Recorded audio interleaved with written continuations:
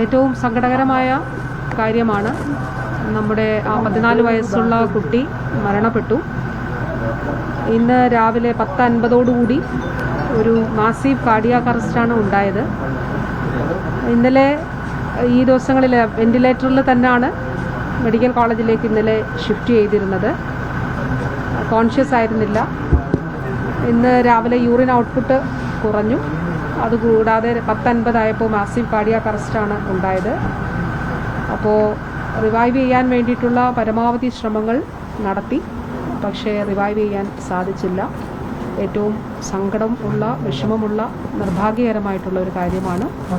അപ്പോൾ 11:20-11:30 മരണം സ്ഥിരീകരിച്ചിട്ടുണ്ട്. മാഡം, ഇനി മറ്റ് സംസ്കാര ചടങ്ങുകളും ഒക്കെ പ്രോട്ടോകോൾ അനുസരിച്ചായിരിക്കുമോ അതോ ഇങ്ങോട്ടേക്ക് കൊണ്ടുവരുമോ? എങ്ങനെ? അതെല്ലാം തീർച്ചയായിട്ടും പ്രോട്ടോകോൾ ഓൾറെഡി നേരത്തെ തന്നെ ഉണ്ട്. ആ പ്രോട്ടോകോൾ അനുസരിച്ചിട്ടുള്ള നടപടിക്രമങ്ങളാണ് സ്വീകരിക്കുക. അതിൽ രാജ്യാന്തര തലത്തിൽ തന്നെയുള്ളൊരു പ്രോട്ടോക്കോളാണ് അതിലുള്ളത്. ആ പ്രോട്ടോക്കോൾ അനുസരിച്ചിട്ടുള്ള നടപടിക്രമങ്ങളാണ് സ്വീകരിക്കുക. ജില്ലയിലേക്ക് കൊണ്ടുവരും അതോ കോഴിക്കോട് തന്നെ സംസ്കരിക്കാനുള്ള? അതെല്ലാം വീട്ടുകാരുമായിട്ട് കൂടി, അവരുടെ അച്ഛനും അമ്മ, അതുപോലെ അച്ഛൻ്റെ സഹോദരൻ, ഇവർ കുടുംബാംഗങ്ങളുമായിട്ട് ആലോചിച്ചതിന് ശേഷം ജില്ലാ കളക്ടർ അവരുമായിട്ട് ആശയവിനിമയം നടത്തി അവരുടെ കൂടി എന്താണ് അവരുടെ താല്പര്യം കൂടി അറിഞ്ഞിട്ട് ആയിരിക്കും ചെയ്യുക. സംസ്കാര ചടങ്ങുകൾ ഈ പറഞ്ഞതുപോലെ ശാസ്ത്രീയമായ പ്രോട്ടോകോൾ അനുസരിച്ച് തന്നെ ചെയ്യും.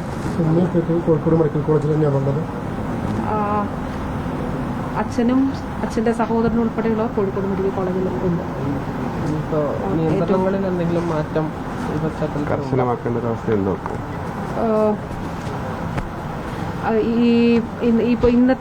ഇപ്പോൾ നമ്മളൊരു പഞ്ചായത്ത് പ്രസിഡന്റുമാരുമായിട്ടും മുനിസിപ്പാലിറ്റിയുടെ ചെയർപേഴ്സൺമാരുമായിട്ടും ഒക്കെ ആശയവിനിമയം നടത്തിയിരുന്നു.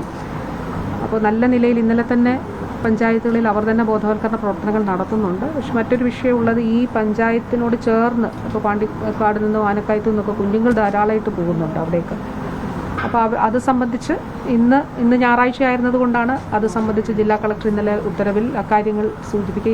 ഇന്നിപ്പോൾ വൈകുന്നേരം അത് സംബന്ധിച്ച് വ്യക്തമായിട്ടുള്ള ഈ കാര്യങ്ങൾ കൂടി തദ്ദേശ സ്ഥാപനങ്ങളുടെ കൂടി നിർദ്ദേശങ്ങൾ കൂടി പരിഗണിച്ച് ഈ പറഞ്ഞതുപോലെ പ്രോട്ടോകോൾ പ്രകാരം ആ ഉത്തരവുകളിൽ കുറച്ചുകൂടി ചെറിയ മാറ്റങ്ങൾ ഉണ്ടാകും. അത് കളക്ടർ ഉത്തരവിറക്കും.